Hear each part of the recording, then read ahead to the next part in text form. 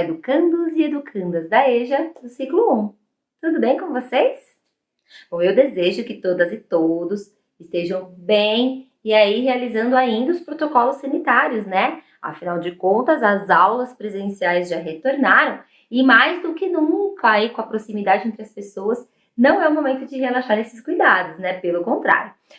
Então a gente tem que manter aí esses cuidados. O uso constante da máscara, lavar as mãos com água e sabão. Quando não der para lavar com água e sabão, usar aí o álcool gel. Então, manter os protocolos. No mês de outubro, a gente falou bastante, né, sobre as várias formas de artes e cultura aqui na nossa cidade de Guarulhos, né? Falamos de alguns artistas, de alguns locais. Hoje a gente vai falar um pouco sobre a arte que transforma um espaço e também um pouco sobre a arte crítica. Cada artista tem o seu modo de ver a vida, de ver as relações sociais, né, os problemas que acontecem na comunidade local, né, na cidade, no estado e até no mundo, né? E ao fazer a sua arte, consequentemente, ele expressa suas ideias, seus pensamentos e uma crítica aos acontecimentos cotidianos, que de alguma maneira interfere na nossa vida. A arte, ela registra, né? A arte chama as nossas atenções e pode também levar a uma reflexão, a uma identificação com a história de vida das pessoas daquele local, enfim. A arte é muito importante. Além de proporcionar a reflexão, a arte ainda deixa a comunidade mais bonita. A gente viu isso também, né? Com mais cores, mais vida.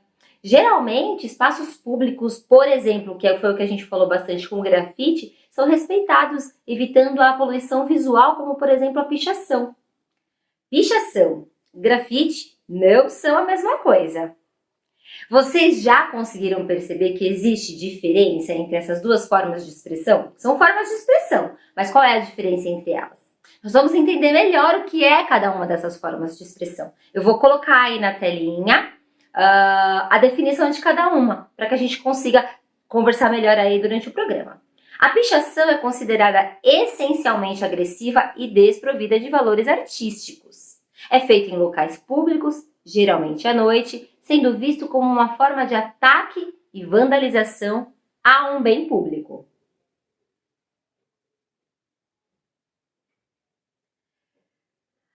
O grafite tem certo valor estético no mundo contemporâneo, no mundo atual. E como explicado na lei, ele é autorizado quando há o consentimento do proprietário de um bem privado ou do órgão público.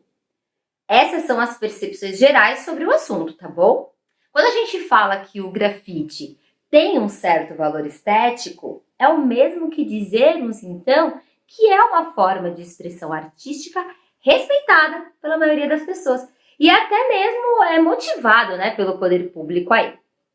Então, geralmente, por ser colorido, né, o grafite é considerado também uma forma de embelezamento dos locais onde se encontra. A gente falou em outros programas, já comentei isso hoje, né?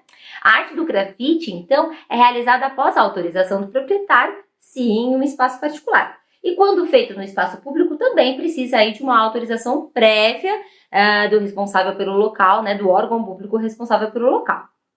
Eu vou mostrar para vocês o exemplo aí do grafite que foi feito na Secretaria de Educação no CEMEAR, né, que é no Centro Municipal de Educação e Artes. Vocês devem se lembrar que a gente mostrou aí o artista, né, o Pato, fazendo essa arte, né, ele produzindo essa arte que ficou muito linda, muito legal, e a gente ainda conheceu um pouquinho sobre ele, né? Bom, voltando a falar então em pichação, há uma grande polêmica na definição dela, quanto a ser arte ou vandalismo. Aí então a gente vai falar um pouquinho sobre argumentação. O que é argumentação, né? Que é a defesa de um ponto de vista a respeito de algum tema, né? Quando a gente traz pontos sobre algum assunto com a intenção de discuti-lo, a gente está argumentando a respeito disso. E é sempre legal a gente argumentar, a gente discutir, mas ao mesmo tempo respeitar e ouvir a opinião dos outros, os argumentos dos outros, né? Então, para falar da pichação, vou trazer argumentos pró-pichação, que são a favor, e contra a pichação.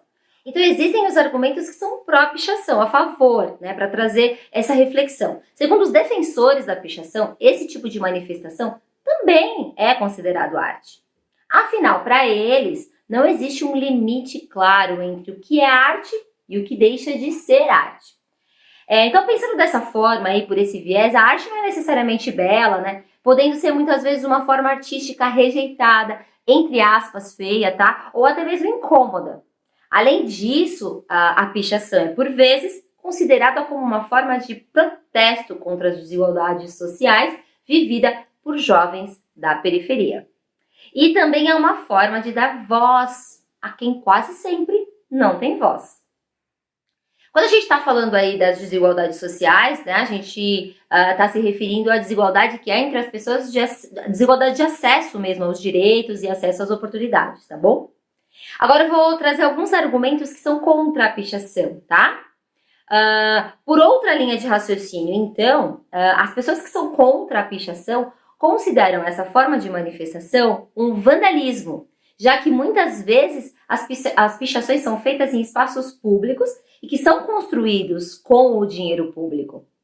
Afinal de contas, os impostos pagos pela população são utilizados para custear aí a construção de praças, ruas, requalificação urbana e, em geral, melhorias na cidade.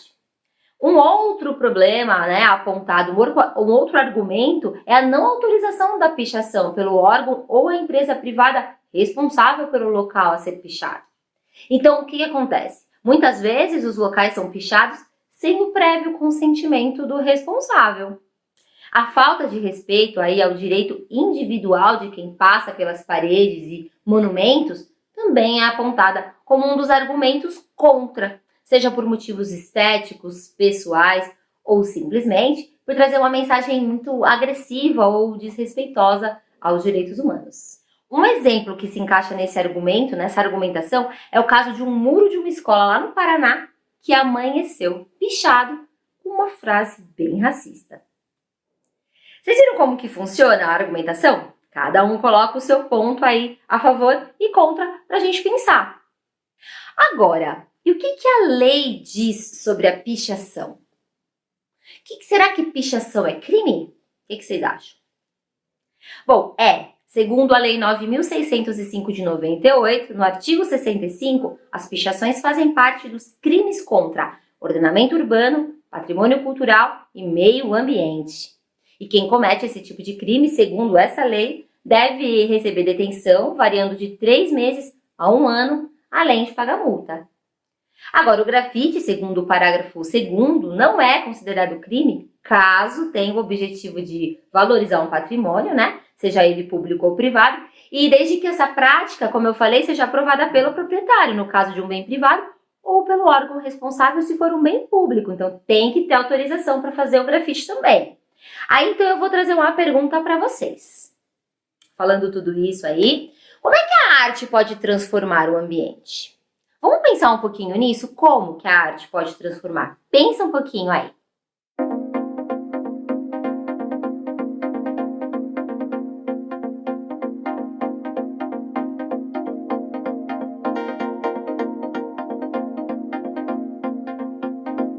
Pensaram? Bom, uma coisa é certa, a arte sempre transforma o ambiente e causa sensações às pessoas frequentadoras desse ambiente, né? Pode trazer vários benefícios ao desenvolvimento psicológico, às relações com os outros indivíduos e ao próprio bem-estar, né? Então, consequentemente, à sua saúde. Olha aí, essa pode ser uma boa ideia para você fazer um curta-metragem. Lembra que a gente estava falando sobre fazer o curta? A gente já estava falando, né, da produção do curta há alguns meses. E a gente quer ver vocês participando. Tem vários temas aí que a gente abordou nos nossos programas. Esse é um bom tema, então pode aproveitar essa dica. Agora, comece observando aí a sua escola, o seu bairro, se tem arte nesses espaços. A gente também já sugeriu essa prática, né? Como era antes e como era depois que a arte apareceu, né? Como é que foi o processo de transformação? Quem participou desse processo de transformação nesse espaço que você encontrou aí na sua escola ou no seu bairro, né? O próximo a você. Dá uma olhada no que a aluna Marineide, da EPG Crispiniano Soares, que é da professora Sônia, observou no bairro dela e compartilhou com a gente. Dá uma olhadinha.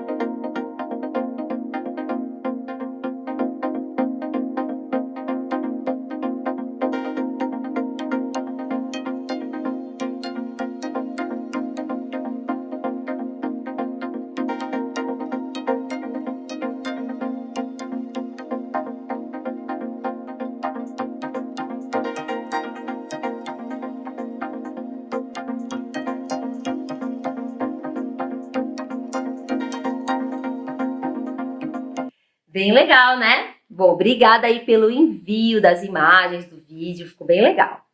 Bom, além de transformar o ambiente, a arte também pode proporcionar transformações pessoais. É isso mesmo. Eu vou listar para vocês algumas delas e vocês podem pensar em outras também, tá bom?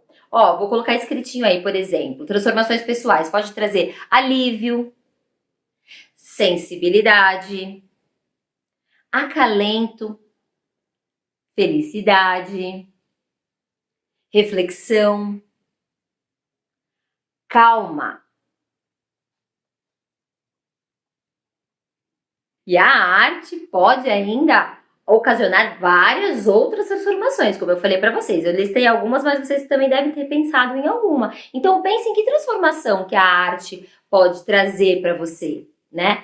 Onde que está essa arte? Você pode começar analisando aí os espaços mais próximos, como eu comentei agora há pouquinho, né? Vamos fazer então a nossa proposta de atividade que está totalmente relacionada a isso, né? Que é só um pontinho de partida aí para você tornar-se mais observador e colocar-se em ação, né? Colocar em prática. Então vamos lá. Identifique em sua escola ou no seu bairro um espaço que foi transformado. Procure conversar com as pessoas responsáveis por esse espaço e descubra como é que foi feito, né? Essa transformação, como é que foi esse processo de transformação. Represente o espaço escolhido através de desenho, fotografia ou filmagem.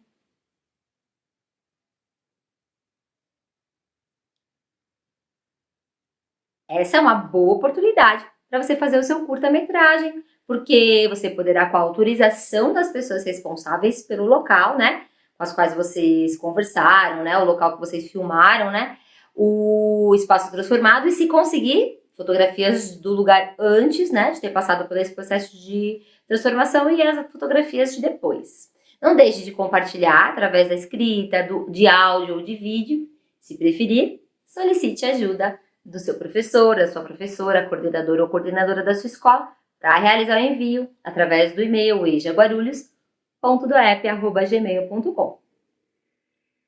Mais um programa está chegando ao fim. Obrigada pela companhia de vocês. Eu já estou curiosa porque no próximo programa a gente vai falar sobre o olhar observador, crítico e transformador.